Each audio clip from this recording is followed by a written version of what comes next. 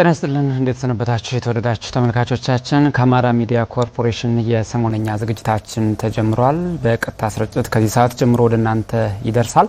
ተስፋውን ታምርና ዘመኑ ታደለ ከመላው የስቱዲዮና የስርጭት ባለሙያዎች ጋር የተለያዩ ጉዳዮችን እያነሳን ቆይታ እናደርጋለን። እስከ ዝግጅታችን ፍጻሜ ድረስ አብራችሁ እንድትቆዩ በአክብሮት እንጋብዛለን።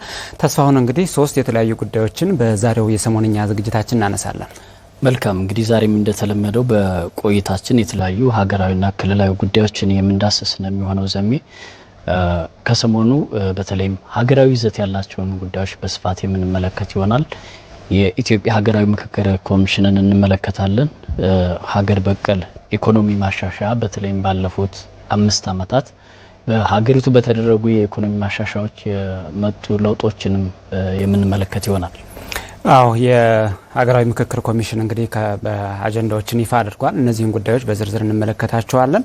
ከዚህም ባሻገር የሀገር በቀል ኢኮኖሚ ያመጣቸውን ውጤቶች በተመለከተ ከሰሞኑ አንድ ሀገር አቀፍ መድረክ ተካሂዷልና ይህንን ጉዳይም በዝርዝር እናነሳዋለን።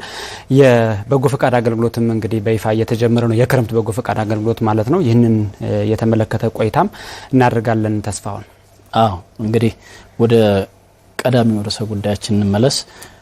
የሀገራዊ ምክክር ኮሚሽን እንመልከት። እንግዲህ ሀገራዊ ምክክር ኮሚሽን ከዚህ በፊትም የተለያዩ አጀንዳዎችን የተለያዩ ጉዳዮችን እያነሳን ለተመልካቾቻችን ስናደርስ ነበር።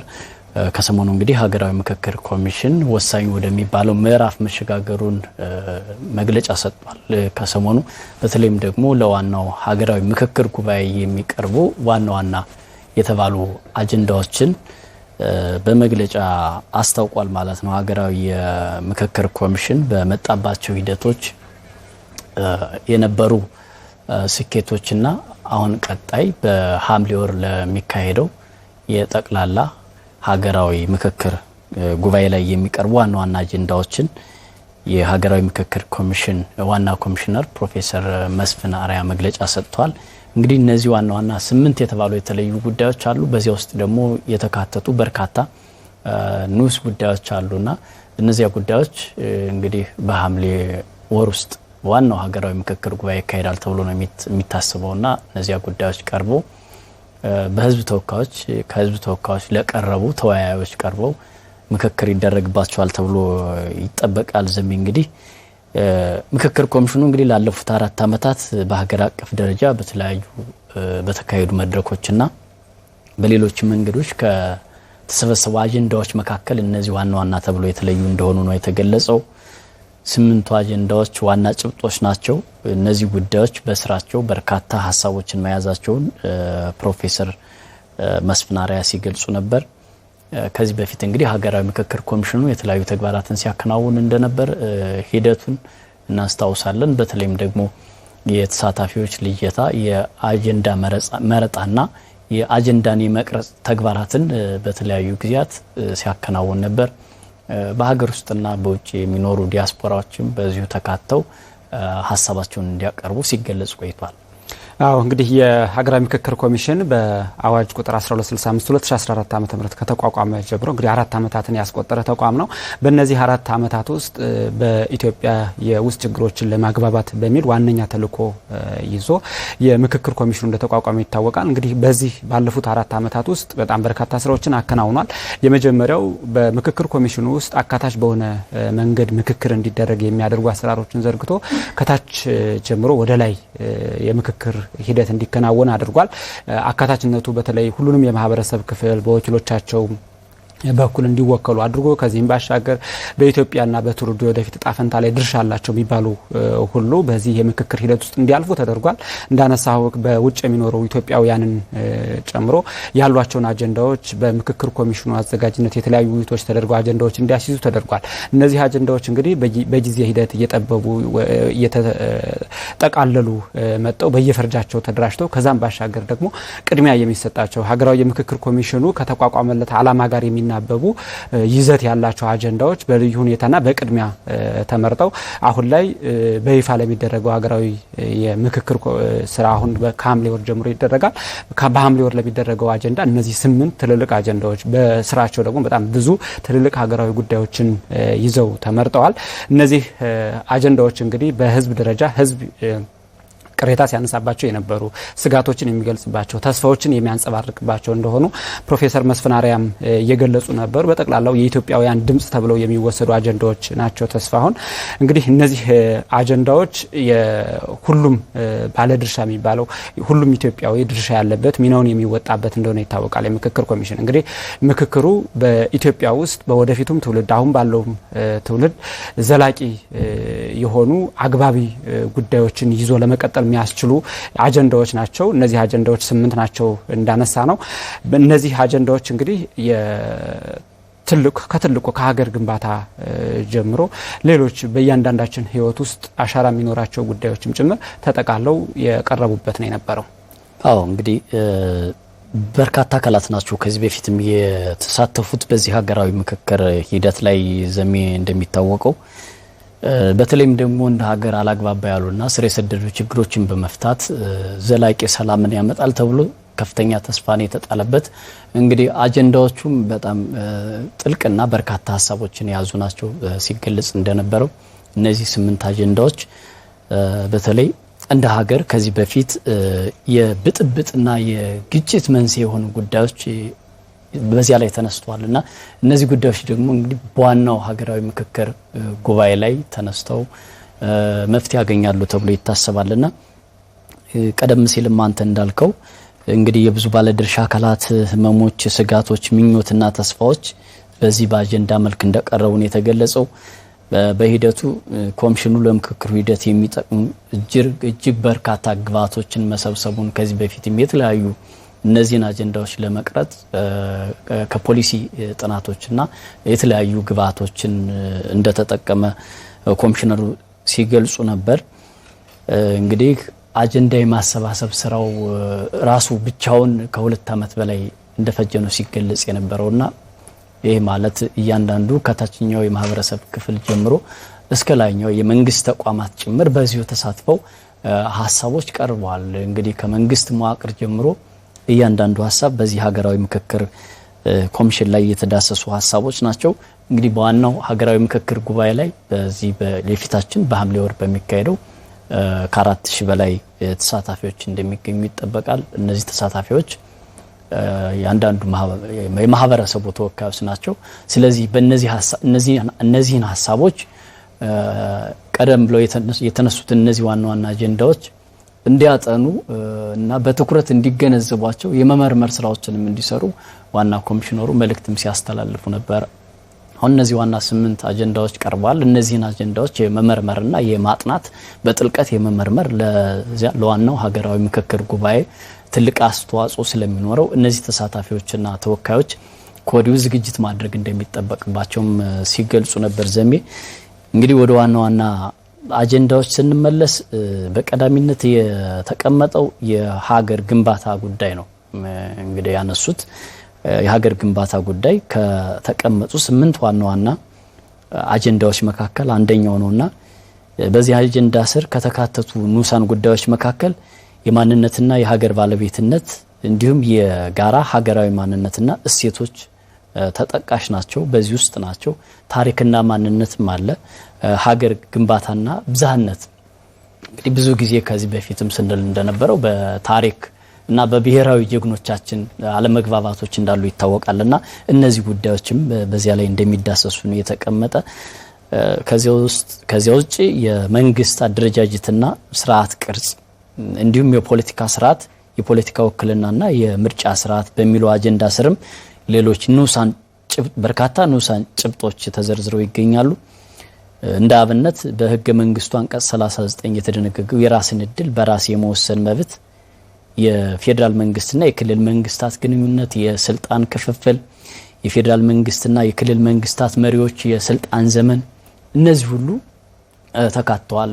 በተለይ ብዙ ጊዜ በተለያዩ ውይይቶች ምሁራንም የሚያነሱት የአንቀጽ 39 ጉዳይም እንደ ሀገር እንግዲህ ብዙ ጊዜ የሀገርን አንድነት ስጋት ላይ ከሚጥሉ ጉዳዮች መካከል እየተባለ ሲነሳ ነበርና በቀጣይ ምን አይነት መፍትሄ ይሰጣል የሚለውን ደግሞ በዋናው ሀገራዊ ምክክር ጉባኤ የምንመለከተው ይሆናል። አዎ የክልል አስተዳደር ወሰኖችንም ጭምር የሚመለከቱ ጉዳዮች በዚህኛው ስር የሚነሱ ይሆናል። ከፖለቲካና ከምርጫ ስርዓት ጋር የተያያዙ የፖለቲካ ፓርቲዎች አመሰራረት፣ አደረጃጀት፣ ስለ መድብለ ፓርቲ ስርዓትም ጭምር በዚህ ስር ውይይት እንደሚደረግበት ተገልጿል። እንደዚሁም በሶስተኛ አጀንዳነት ደግሞ የፌዴራል ከተሞች ጉዳይ በተለይ አዲስ አበባና ድሬዳዋ ጉዳይ በአጀንዳ 3 ላይ እንደተካተተ ፕሮፌሰሩ አስታውቀዋል። እንግዲህ ከሰሞኑ በሰጡት መግለጫ በዚህ ውስጥ የአዲስ አበባን በተመለከተ ከመዋቅሯ ጋር የተያያዙ ጉዳዮች እንደዚሁም በአጠቃላይ የፌዴራል ዋና ከተማነት ጉዳይ የአዲስ አበባ ፖሊስና ፍርድ ቤት ጉዳዮች በዚህ ስር እንደሚካተቱ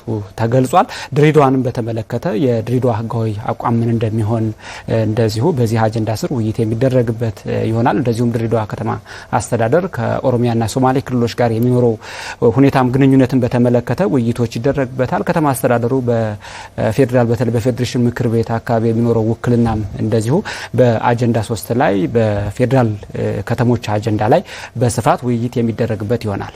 አዎ በተለይ የህገ መንግስት ማሻሻያ ስርዓት እዚህ በሁለተኛው የመንግስት አደረጃጀትና ስርዓት ቅርጽ እንዲሁም የፖለቲካ ስርዓት በሚለው ላይ የህገ መንግስት ማሻሻያ ስርዓት አንቀጽ 104 እና 105 ጉዳዮችን በዚህ በአጀንዳው ንዑሳን ሀሳቦች ውስጥ ተካተው እናገኛቸዋለን።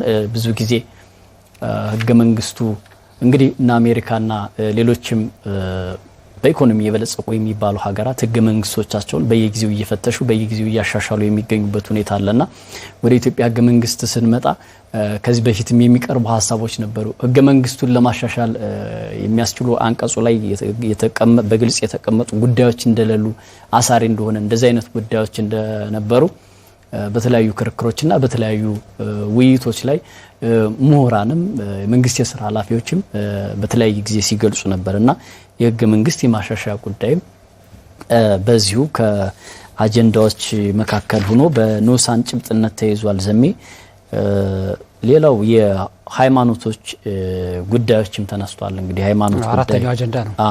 በሚለው አጀንዳ ስር የሴኩላሪዝም ጉዳይ እንዲሁ ይነሳል። እንግዲህ ሴኩላሪዝም ሃይማኖትና መንግስት ሃይማኖትና ፖለቲካ ነጻነትን ወዘተ የመሳሰሉ ጉዳዮችን የሚዳሰስ ነው። ሴኩላሪዝም ጽንሰ ሐሳቡን ስንመለከተው እንግዲህ የሃይማኖት ነጻነትና ገደቦቹ በዚህ በንዑስ ጭብጥነት የተቀመጡ ናቸው። የሃይማኖቶች ታሪካዊ መገፋትና ልዩ ተጠቃሚነት የሚሉ ጉዳዮችን ያነሳል።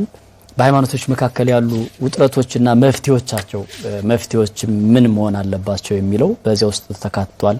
በዚህ በንዑስ ርዕስነት የተካተተ ነው።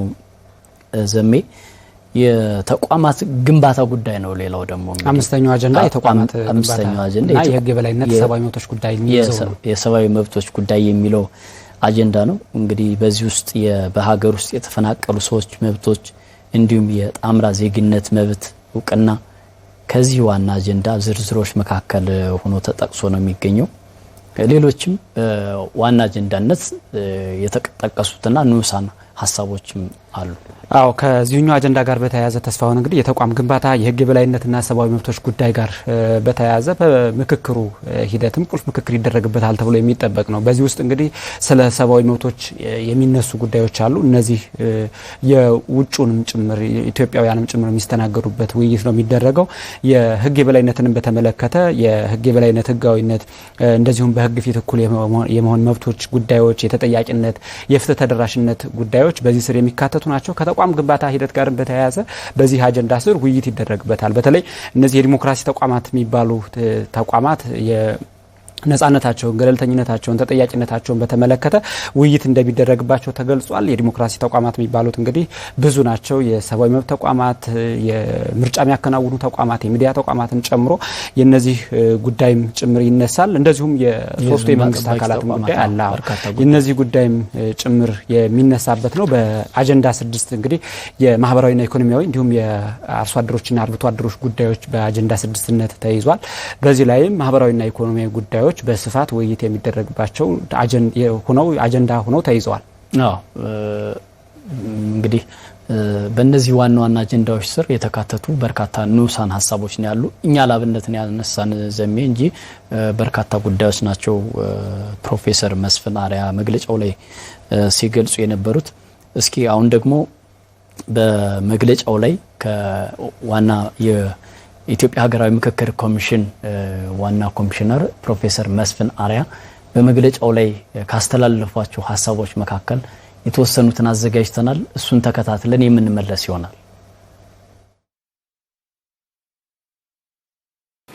የሀገራዊ አጀንዳ ልየታ ሂደትን ተአማኒነት፣ አካታችነት፣ ሁሉን አቀፍነት ለማረጋገጥ ኮሚሽኑ በሁሉም የክልል እንዲሁም በሁለቱ ከተማ አስተዳደሮች አዲስ አበባና ድሬዳዋ ማለት ነው ሰፊ የህዝብ ምክክር አካሂዷል።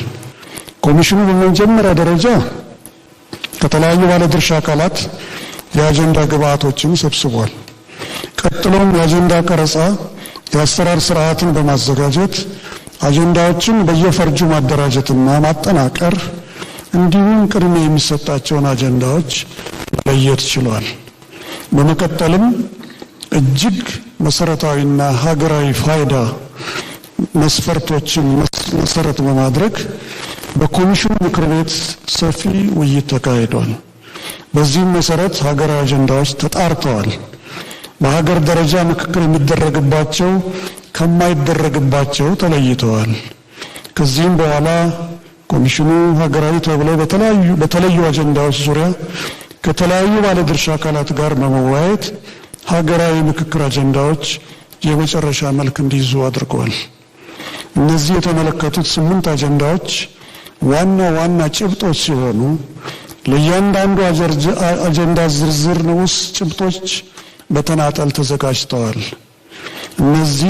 እነዚህም ዝርዝር ጉዳዮች ለተሳታፊዎች እንደ መሪ ጥያቄዎች ሆነው በምክክሩ የሚያገለግሉ ይሆናል።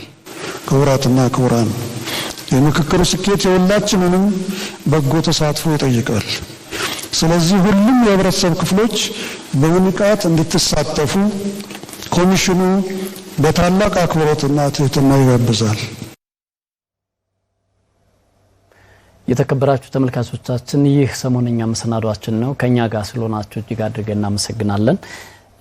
ዘሜ እንግዲህ ቀደም ሲል ዋና ኮሚሽነሩ ያነሷቸውን ሀሳቦችና ያስተላለፉትን መልእክት ተከታትለን ተመልሰናል።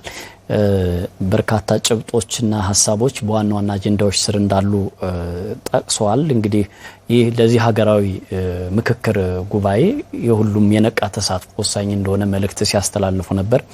ቀደም ሲል ዋና ዋና አጀንዳዎችንና የተወሰኑ ንዑሳን ጭብጦችን ለማንሳት ሞክረናል።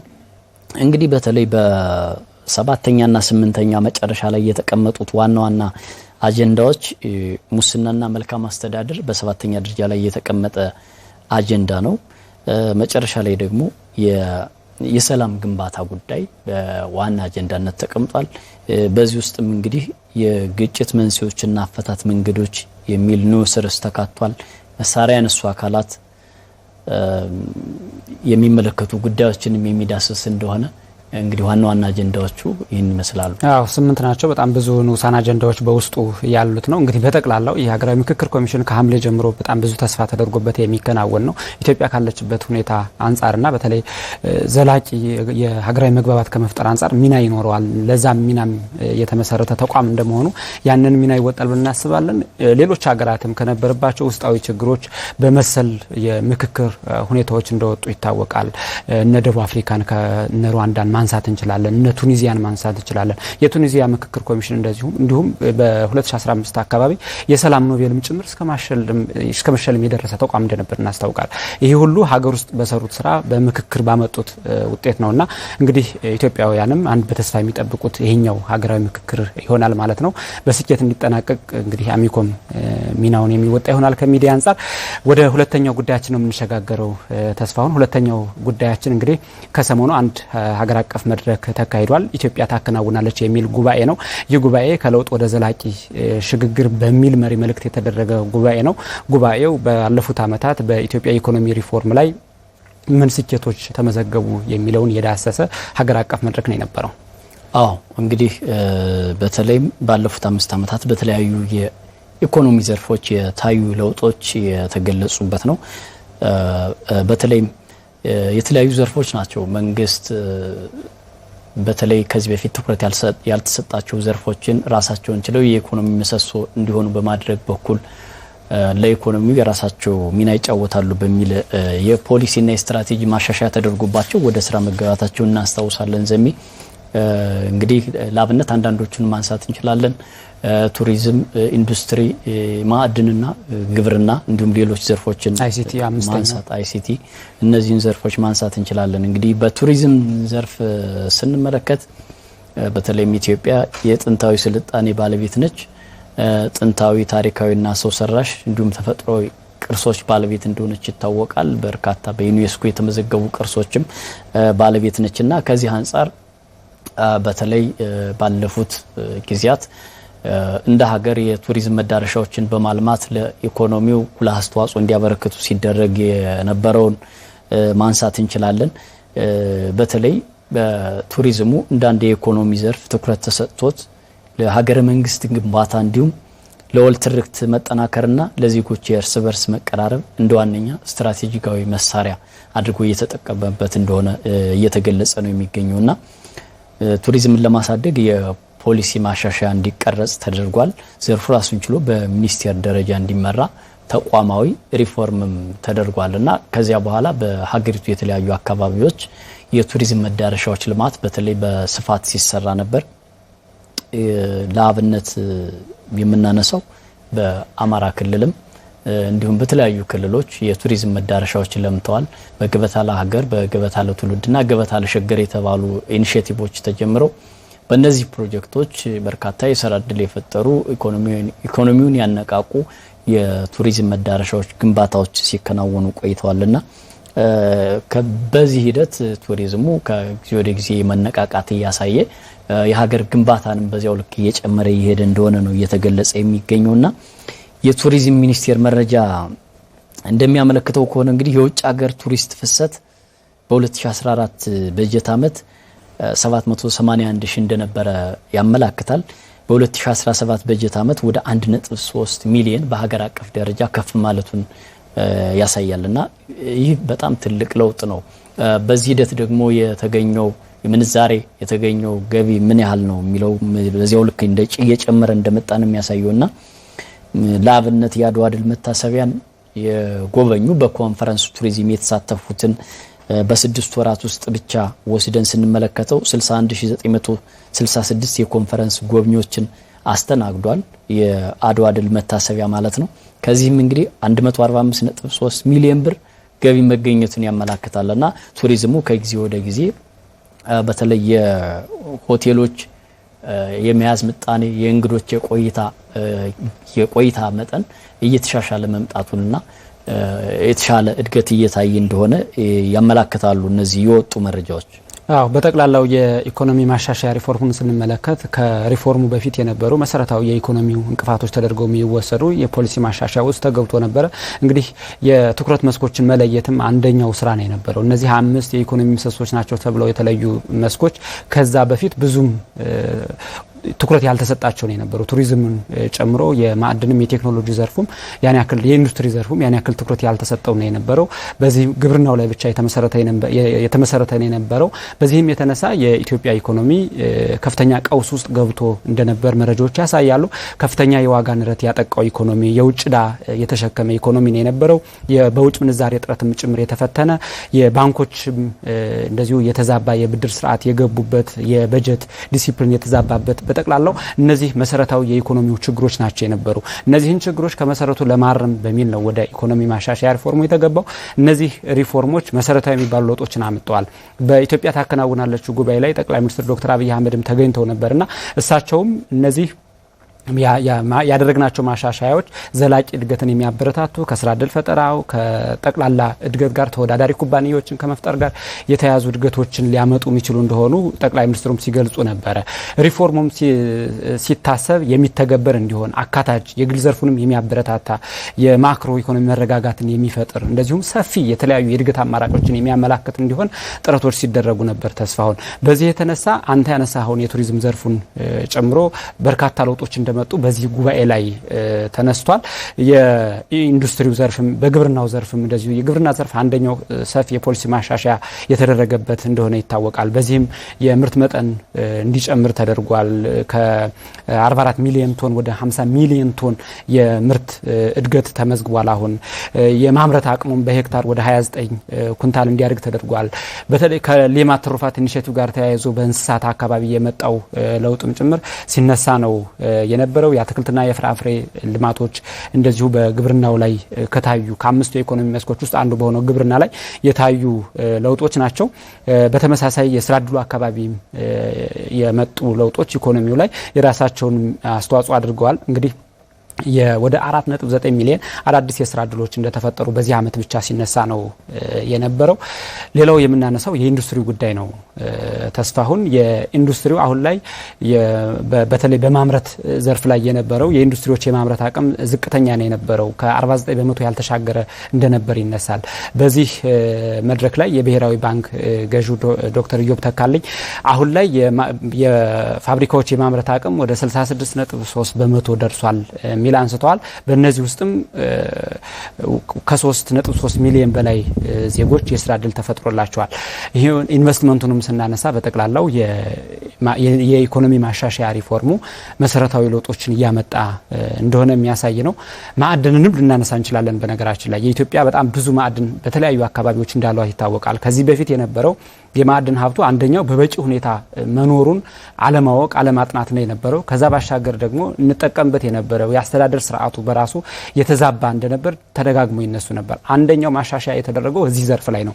የማዕድን ዘርፉ በኢትዮጵያ ኢኮኖሚ ላይ ምሰሶ ሆኖ እንዲመጣ የኢኮኖሚው ጉልበት እንዲሆን ስራ ተሰርቷል። የፖሊሲ ለውጦች ተደርገዋል። የተቋማት ለውጦች ተደርገዋል። እነዚህ በጠቅላላው ማዕድኑ በተለይም ከውጭ የሚገቡ ምርቶችን በመተካት በኩል ከፍ ያለ ሚና እንዳለው ይነሳል። አዎ በእነዚህ በአምስቱ ምሰሶች የተመዘገቡ ለውጦች በርካታ ናቸው። እኛ እያነሳን ያለው ያው ለአብነት ነው። እንግዲህ ኢንዱስትሪ ዘርፍን ቀደም ሲል እንዳነሳው ዘሜ በተለይም ደግሞ የኢትዮጵያ ታምርት ንቅናቄ የኢኮኖሚ እድገት አዲስ ምዕራፍን የከፈተ እንደሆነ ሲገለጽ ነበር። የኢትዮጵያ ታምርት ንቅናቄ በአማራ ክልልም በክልሉ የተለያዩ አካባቢዎች የተለያዩ መድረኮች እየተከናወኑ እነዚህ ባዛሮች በተለይም አምራች ኢንዱስትሪው ምርቶቻቸውን በቀላሉ የሚያስተዋውቁበትን እድል የፈጠረ እንደሆነ ሲገለጽ ነበርና ከዚህ አንፃር እንግዲህ በተለይም ደግሞ በአምራች ኢንዱስትሪው ዘርፍ ከውጭ ሀገር የሚገቡ ምርቶችን በሀገር ውስጥ ለመተካት በሚደረገው ጥረት ኢንዱስትሪውን በማነቃቃት በኩል የኢትዮጵያ ታምርት ንቅናቄ የተጫወተው ሚና ቀላል እንዳልሆነ ተገልጿል።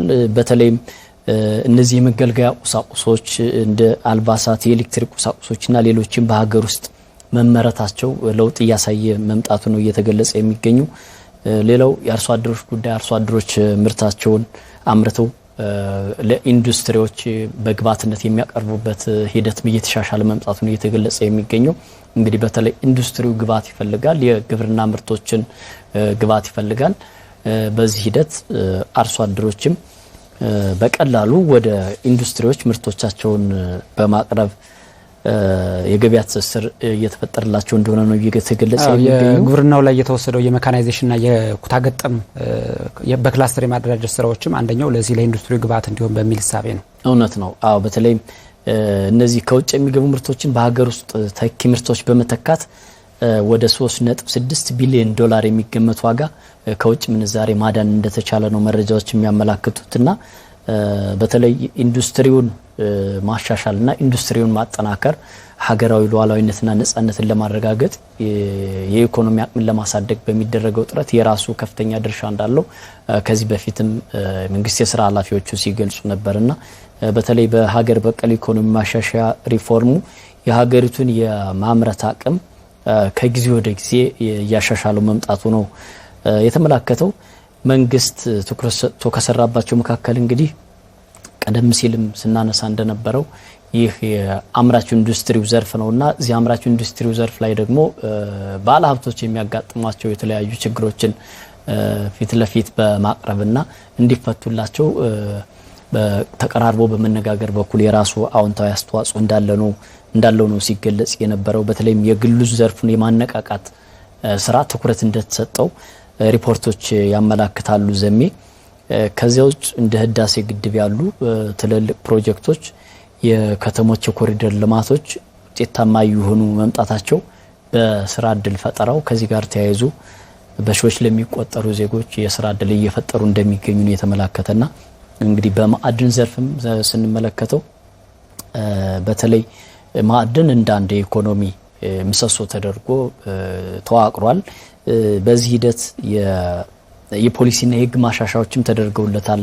ማዕድን ከዚህ በፊት የነበሩ ማነቆች በፖሊሲና በህግ ደረጃ የነበሩ ማነቆች እንዲሻሻሉ ተደርጎ የተለያዩ ስራዎች እየተሰሩ እንደሆነ ነው ሲገለጽ የነበረው።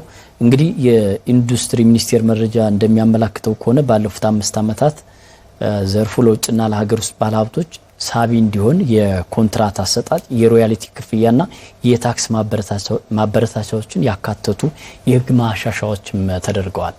ተስፋውን እንግዲህ ይህንን በተመለከተ መድረኩ ላይ የተገኙት የፌደራል ከፍተኛ የስራ ኃላፊዎች ያስተላልፏቸው መልእክቶች አሉ። ዶክተር ኢዮብ ተካልኝ ኢንዱስትሪ ዘርፉን በተመለከተ እንደዚሁም የማዕድን ሚኒስትር ዴታዋ ኢንጂነር ሀና ደግሞ የማዕድን ዘርፉን በተመለከተ አጭር ማብራሪያዎችን ሰጥተዋልና እሱን ወደ ተመልካቾቻችን አድርሰን ተመልሰን እንገናኛለን።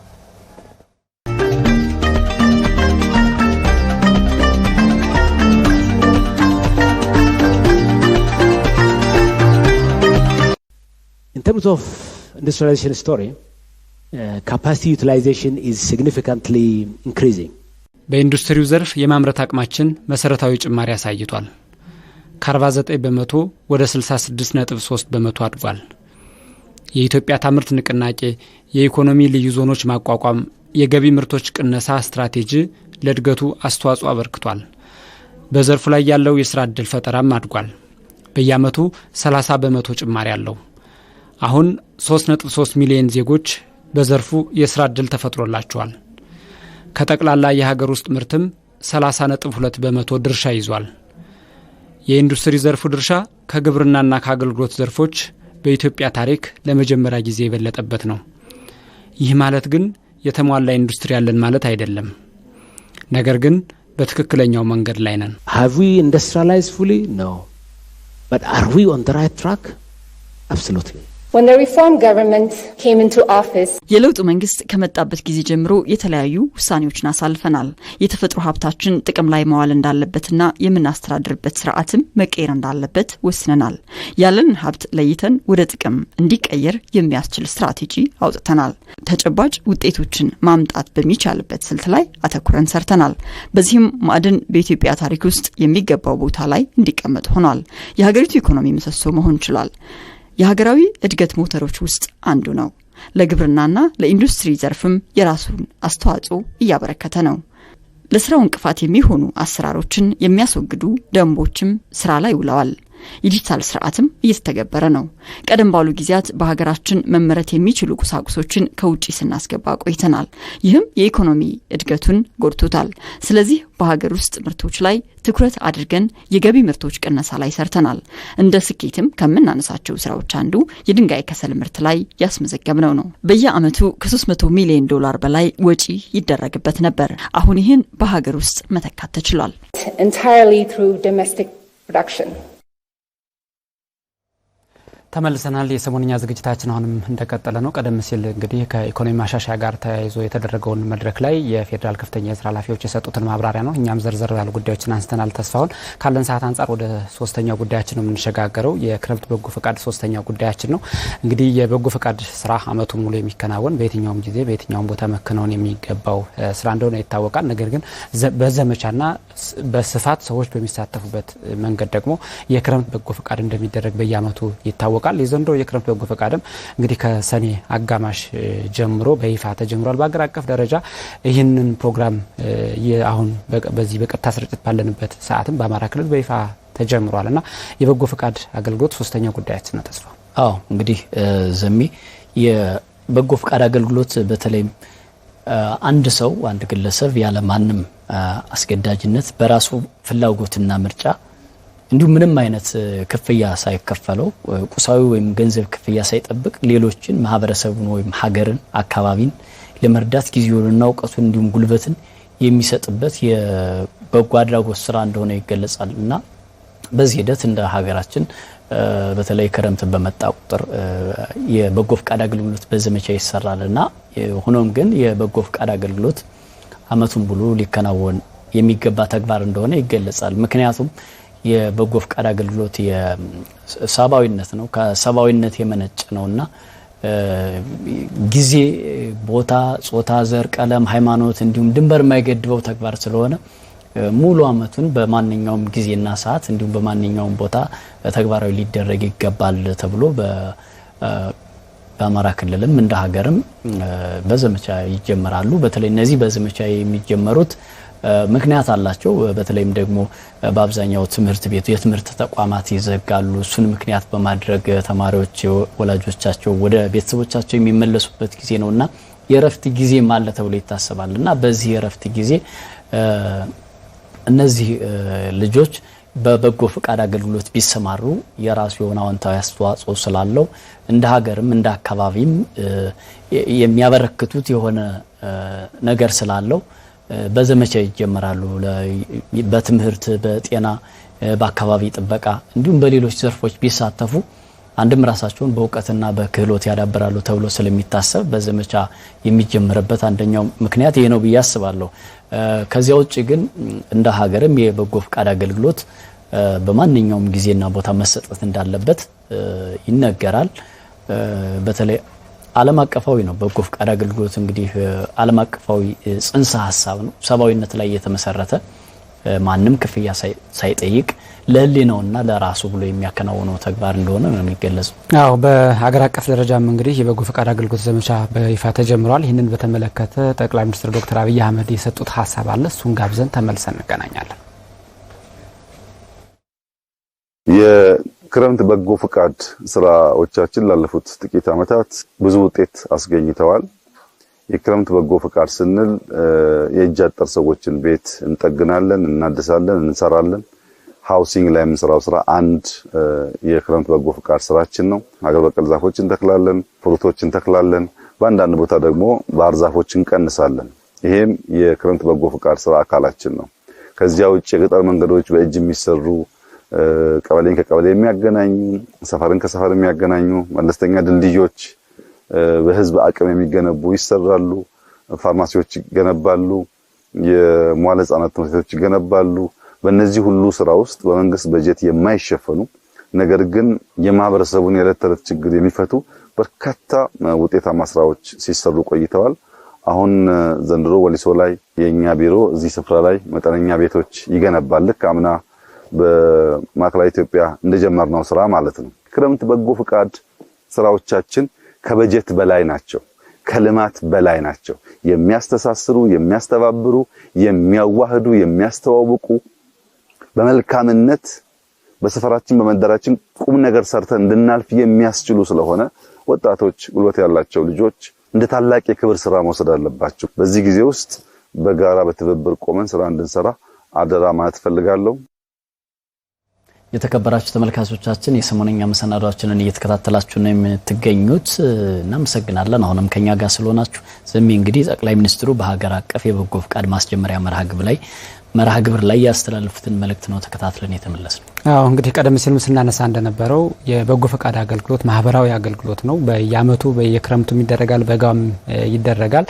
በዘመቻ ደረጃ የሚደረግ ቢሆንም ስርዓቱ ነው መቀጠል ያለበት ልማድ ነው። ትናንትም በተለያዩ ባህሎች ውስጥ የነበረ ነው። ነገር ግን አሁን ደግሞ የማህበራዊ አገልግሎቱ እየሰፋ መሄዱ በጣም ብዙ ዜጎችን ተጠቃሚ የሚያደርግ በመሆኑ ታሳቢ ተደርጎ ሊሰራ የሚገባው ነው። አማራ ክልልን ብቻ ብንወስድ አሁን በዚህ በ2018 በጀት ዓመት ከ8.6 ሚሊዮን በላይ ሰዎች የሚሳተፉበት የበጎ አድራጎት ስራዎች ወደ 17 አይነት ስራዎች የሚሰሩበት ነው። ይሄን ስንወስደው ወደ 15 ሚሊዮን ዜጎች ተጠቃሚ ሊሆኑ የሚችሉበት ነው። በተለያዩ መንገድ በመሰረተ ልማት ግንባታ፣ በአዳዲስ ቤቶች ግንባታ፣ በቤቶች እድሳትና ይሄን ሁሉ ደምረን ስናየው በገንዘብ ደረጃ እስከ 20 ቢሊዮን የሚገመት ወጪን ማበርከት የሚችል የበጎ አድራጎት ስራ ነውና ይሄ ደግሞ ስርዓት የሆነ መከናወን መቻል አለበት። በዓለም አቀፍ ደረጃም እንዲህ ያለ ልማድ ያላቸው አሉ። የነ ዩጋንዳ የሚባል ዘመቻ አለ። እነዚህን ተሞክሮች ማንሳት እንችላለን።